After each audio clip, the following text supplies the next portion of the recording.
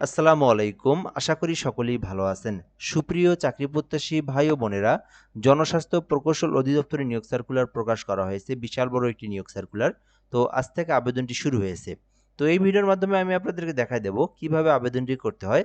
আবেদন সম্পর্কে ফুল প্রসেসটা বলে দেব এবং আবেদনের পর কত টাকা ফি জমা দিবেন, কিভাবে ফিটা জমা দিবেন এই বিষয়টা আমি আপনাদেরকে বলে দেব। আর আমাদের মাধ্যমে কিভাবে আবেদন করতে হয় এই বিষয়টা আপনি এই ভিডিওর মাধ্যমে জানতে পারবেন।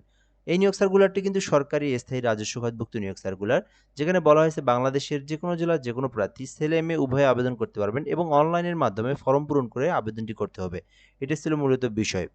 আর এই নিয়োগ সার্কুলারে বলা হয়েছে অফিস সহায়ক পদে নিয়োগ দেওয়া হবে। সর্বমোট 280টি পদ রয়েছে। বিশাল বড় একটি নিয়োগ সার্কুলার। 280টি পদ রয়েছে 20তম গ্রেডের। বলা হয়েছে 18 থেকে 32 বছরের মধ্যে যাদের বয়স তারা আবেদন করতে পারবেন। শিক্ষাগত যোগ্যতা চাওয়া হয়েছে মাধ্যমিক স্কুল সার্টিফিকেট, মানে এসএসসি পাস।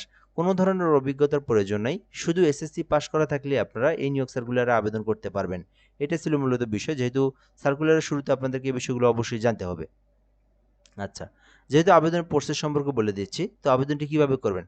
আবেদনটি করতে আপনারা একটা লিঙ্ক দেখতে পাচ্ছেন আমার সামনে, dpacteletalk.com.bd। এই যে dpacteletalk.com.bd, এই লিঙ্কের মধ্যে প্রবেশ করে আপনাদেরকে এই আবেদনটি করতে হবে। যারা নিজেরা আবেদন করতে পারেন, এই লিঙ্কটাতে প্রবেশ করে আপনারা সরাসরি কিন্তু এরকম একটা জায়গায় চলে আসবেন। এখানে আপনি আসার পরে আপনাকে এই ফর্মটা পূরণ করতে হবে। এই ফর্মটা পূরণ করে কিন্তু আপনাকে আবেদনটা সাবমিট করতে হবে। আর আরেকটা বিষয় আপনাদেরকে বলে রাখি, আপনারা যারা ঘরে বসে থেকে আমাদের মাধ্যমে আবেদন করে নিতে চান, তারা কিন্তু এই হোয়াটসঅ্যাপ নাম্বারটিতে আপনারা এসএমএস করতে পারেন। বাংলাদেশের যে কোনো সরকারি চাকরির আবেদন ঘরে বসে একদম নির্ভুল উপায়ে করতে পারবেন। আমাদের একটা অনলাইন অ্যাপ্লিকেশন সার্ভিস পোর্টাল রয়েছে, যার মাধ্যমে ঘরে বসে থেকে বাংলাদেশের যে কোনো জেলার যে কোনো প্রার্থী যে কোনো সরকারি চাকরির আবেদন করে নিতে পারবেন।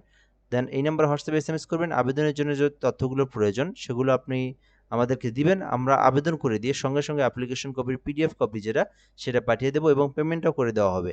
এ টু জেড কিন্তু আপনি ঘরে বসে থেকে এখন করে নিতে পারবেন। তো যাই হোক, নিজেরা যারা আবেদন করতে পারেন তারা কি করবেন, এই যে লিঙ্কটা দেখতে পারতেছেন এই লিঙ্কের মধ্যে প্রবেশ করে আপনারা সরাসরি এই জায়গায় চলে আসবেন। এই জায়গায় চলে আসে প্রথমত আপনাদেরকে নিজের নাম ইংরেজিতে লিখতে হবে এবং ঠিক সেইভাবে বাংলায় লিখবেন। এরপরে পিতার নামটা ইংরেজি এবং বাংলায় লিখবেন এবং মায়ের নামটা আপনি এখানে ইংরেজি বাংলায় লিখবেন। লেখার পরে ডেট অফ বার্থ যেটা জন্ম তারিখ এটা লিখবেন। ন্যাশনালিটি এটা বাংলাদেশি অটোমেটিক্যালি সিলেক্টেড থাকবে। দেন আপনার ধর্ম, gender, national ID, birth registration. যদি আপনার বার্থ রেজিস্ট্রেশন মানে আপনার এনআইডি থাকে, বার্থ রেজিস্ট্রেশনের প্রয়োজন নেই। এরপর পাসপোর্ট আইডি যদি থাকে থাকলেও, না থাকলে দেওয়ার দরকার নেই, এখানে নো করে দিবেন। মেরিডিয়াল স্ট্যাটাস যেটা সেটা আপনি দিবেন। বিবাহিত হলে এখানে অবশ্যই না আপনার মেরিট দিবেন। আর যদি সিঙ্গেল হয়ে থাকে সেক্ষেত্রে সিঙ্গেল। এরপর মোবাইল নাম্বার দিবেন, ইমেইল, কোটা দিবেন। যদি এই যে বিষয়গুলো আপনার নাই সেগুলো আপনি নো করে দিবেন, যেগুলো আছে সেগুলো আপনি ইয়েস করে বসে দিবেন। যেমন কোটা যদি আপনার শারীরিক প্রতিবন্ধী, ক্ষুদ্র নৃগোষ্ঠী কোনো কোটা থেকে থাকে এখানে আপনি সিলেক্ট করে দিবেন, না থাকলে প্রয়োজন নেই। এরপর ডিপার্টমেন্টাল স্টাডি যদি আপনার থাকে যেমন সরকারি চাকরি যদি কেউ করে থাকেন অথবা আধা সরকারি যদি কেউ চাকরি করে থাকেন সেক্ষেত্রে সেটা দিবেন, না থাকলে দেওয়ার কোনো প্রয়োজন নেই, এখানে নট অ্যাপ্লিকেট করে দিবেন। এরপরে কেয়ার অফ দিবেন, এরপরে আপনার ভিলেজ দিবেন, এরপরে আপনার ডিস্ট্রিক্ট, উপজেলা, পোস্ট অফিস, পোস্ট কোড। এই বিষয়গুলো আপনারা এনআইডি কার্ড দেখে একদম সুন্দরভাবে পূরণ করবেন। আর দুটো ঠিকানা একই হলে এখানে আপনি টিকমার্ক দিয়ে সেম করে দিবেন। ওকে। আচ্ছা, এরপরে বিষয় হচ্ছে এসএসসির তথ্যটা আপনাকে একদম নির্ভুলভাবে সুন্দরভাবে পূরণ করতে হবে। তো এখানে যারা ভোকেশনাল তারা এখানে ভোকেশনাল সিলেক্টেড করে দিবেন। এরপরে যারা জেনারেল তারা তো এখানে এসএসসি দিবেন। যারা আলিয়া মাদ্রাসা থেকে লেখাপড়া করেছেন তারা দাখিল দিবেন। এভাবে আপনি সকল তথ্যটা পূরণ করার পরে আপনাকে কি করতে হবে? আপনার যদি আরো শিক্ষাগত যোগ্যতা থেকে থাকে সেটা আপনি এখানে দিতে পারেন। এরপরে কিন্তু আপনাকে ছবি এবং স্বাক্ষরের কাজ করে সেটা কিন্তু এখানে আপলোড করতে হবে। তো এখানে দেখতে পারতেছেন আপনার ছবি এবং স্বাক্ষরের একটা মাপ দেওয়া থাকবে। যেই মাপ অনুযায়ী কিন্তু আপনার কাজটা করতে হবে। এখানে বলা হয়েছে 300 বাই 300 পিক্সেলের ছবি, 300 বাই 80 পিক্সেলের স্বাক্ষর। এটা কিন্তু অবশ্যই আপনাকে সুন্দরভাবে আপনাকে ফটোশপের মাধ্যমে জেপিজি আকারে আপনারা সেভ করবেন। তারপরে কিন্তু আপনি এখানে আপলোড করবেন। এটা আপলোড করার পরে টিকমার্ক দিয়ে সাবমিট করে দিলে আপনার আবেদনটা কমপ্লিট হয়ে যাবে। আবেদনটা কমপ্লিট হওয়ার পর আপনাদেরকে কিন্তু অবশ্যই কি করতে হবে? সরকারি ফি কিন্তু পেইড করতে হবে। সরকারি ফি কত টাকা? এখানে আপনারা দেখবেন, যেহেতু 20তম গ্রেডের সরকারি ফি 56 টাকা। এই যে 56 টাকা, এখানে 50 এবং 56, সর্বমোট 56 টাকা সরকারি ফি আপনাকে পেমেন্ট করতে হবে।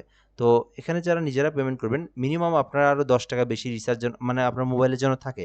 যেহেতু 2টা এসএমএস করতে আরও 6 টাকার মতো কেটে নেয়। আপনারা কি করবেন, মিনিমাম 10 টাকা বেশি করে রিচার্জ করবেন, আর যদি আগে থেকে থাকে তাহলে ভালো। ঠিক আছে?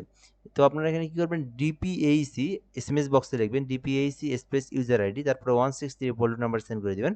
পরবর্তীতে পিন নাম্বার দিয়ে আপনারা আবার 160 ফোল্ড নাম্বার এই যেখানে দেওয়াই রয়েছে ইএস পিন নাম্বার দিয়ে 160 ফোল্ড নাম্বার সেন্ড করে দিলেই আপনার পেমেন্টটা কিন্তু সম্পূর্ণ হয়ে যাবে। তো আশা করি আপনারা এই ভিডিওর মাধ্যমে আবেদনের প্রসেস সম্পর্কে জানতে পেরেছেন। এইভাবে আপনারা আবেদনটা করলেই কিন্তু আপনার আবেদনটা হবে।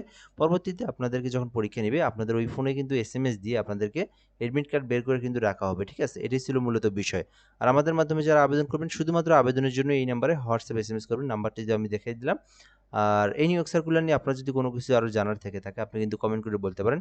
আরেকটা বিষয়, আপনারা যারা আমাদের চ্যানেল থেকে ভিডিওটা নতুন দেখতেছেন, আপনি আমাদের চ্যানেলে নতুন হয়ে থাকলে অবশ্যই চ্যানেলটি সাবস্ক্রাইব করে রাখবেন, ফেসবুকে থাকলে পেজটি ফলো দিয়ে রাখবেন। আর আরেকটা বিষয় হচ্ছে অনেকেই কিন্তু এই পিডিএফগুলো মানে ভিডিওতে অনেকে বোঝে না। সেক্ষেত্রে হয় কি আপনারা এই পিডিএফটা খুঁজে থাকেন কীভাবে পিডিএফটা পাবেন। পিডিএফটা পাওয়ার জন্য আপনারা ইউটিউবে থেকে যারা ভিডিওটা দেখতেছেন জাস্ট আপনারা কমেন্ট বক্সে লিখবেন পিডিএফ, ফেসবুকে যারা দেখতেছেন কমেন্ট বক্সে লিখবেন পিডিএফ, তাহলে আমি আপনাদেরকে এই পিডিএফগুলো একটু পরে কিন্তু রিপ্লাইয়ের মাধ্যমে দিয়ে দেবো ইনশাল্লাহ। ভালো থাকবেন, আসসালামু আলাইকুম।